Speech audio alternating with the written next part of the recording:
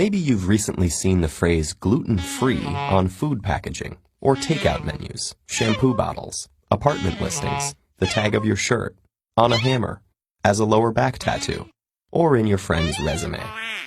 Next time someone starts telling you about their newfound freedom from gluten, here are some questions you can ask, and the well-informed answers that your friend, being a reasonable individual making educated dietary choices, and by no means just following the latest diet craze, will tell you. What is gluten?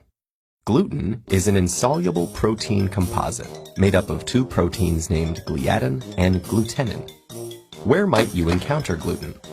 Gluten is found in certain grains, particularly wheat, rye, and barley. What has gluten been doing for the previous entirety of human history? And why do you suddenly care about it?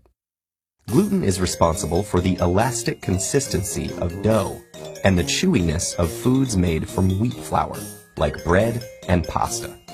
For some people, these foods cause problems, namely wheat allergy, celiac disease, and non-celiac gluten sensitivity. Wheat allergy is an uncommon condition that occurs when a person's immune system mounts an allergic response to wheat proteins, leading to mild problems and, in rare cases, a potentially dangerous reaction called anaphylaxis. Celiac disease is an inherited disease in which eating foods with gluten leads to inflammation and damage of the lining of the small intestine. This impairs intestinal function, leading to problems like belly pain, bloating, gas, diarrhea, weight loss, skin rash, bone problems like osteoporosis, iron deficiency, small stature, infertility, fatigue, and depression. Untreated, celiac disease increases the risk of developing certain types of cancer. Celiac disease is present in 1 in every 100 to 200 persons in the U.S. When blood tests suggest the possibility of celiac, the diagnosis is confirmed with a biopsy. The most effective treatment is a gluten-free diet, which helps heal intestinal damage and improve symptoms. Some people don't have celiac disease or a wheat allergy, but still experience symptoms when they eat foods with gluten. These people have non-celiac gluten sensitivity. They experience painful gut symptoms and suffer from fatigue, brain fog, joint pain, or skin rash. A gluten-free diet typically helps with these symptoms.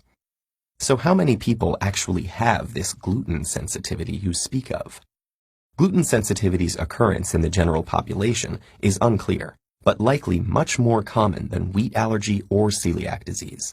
Diagnosis is based on the development of symptoms, the absence of wheat allergy and celiac disease, and subsequent improvement on a gluten-free diet. There's no reliable blood or tissue test, partly because gluten sensitivity isn't a single disease and has a number of different possible causes.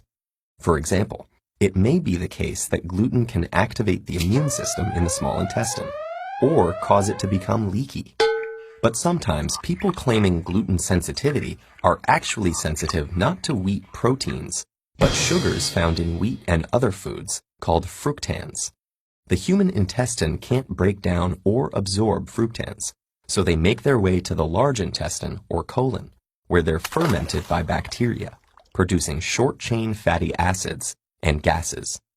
This leads to unpleasant symptoms in some people with bowel problems. Another possible explanation behind gluten sensitivity is the nocebo effect. This occurs when a person believes something will cause problems, and because of that belief, it does.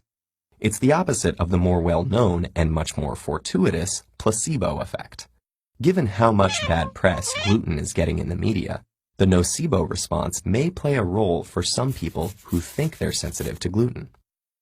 For all these reasons, it's clear that the problems people develop when they eat wheat and other grains aren't exclusively due to gluten. So a better name than non-celiac gluten sensitivity might be wheat intolerance. Okay, so if instead of telling people you're gluten-free, you had to tell them you're wheat intolerant, would I still have to hear about it as often as I do now? Your gluten sensitivity is coming off as wheat intolerance.